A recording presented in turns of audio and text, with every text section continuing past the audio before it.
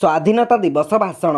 माननीय सभापति महोदय, पूज्य गुरुजी और गुरुमावृंद एवं मोर छोट बड़ भाई और भौणी माने, आज एक पवित्र दिवस जहाको कि स्वाधीनता दिवस रूपे आम देश में पालन करा जाउछि।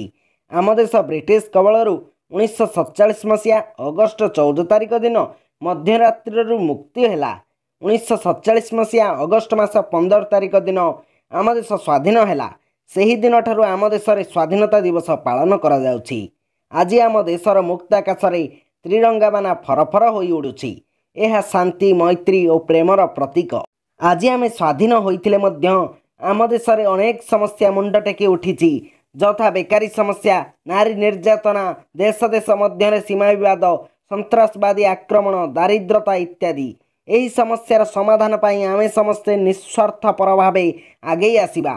देशर प्रगति पर निज स्वार्थ को जलांजलि देवा, परोपकार, साधुता, ऐक्यता, जातीयता मनोभाव को आपणाइबा, जहाँफल आम देश पृथ्वी रे एक अग्रगामी राष्ट्र रे परिणत हेब।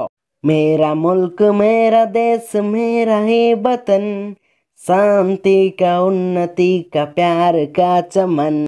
एति कही मु विदाय नेउछि। जय हिंद। भारत माता की जय।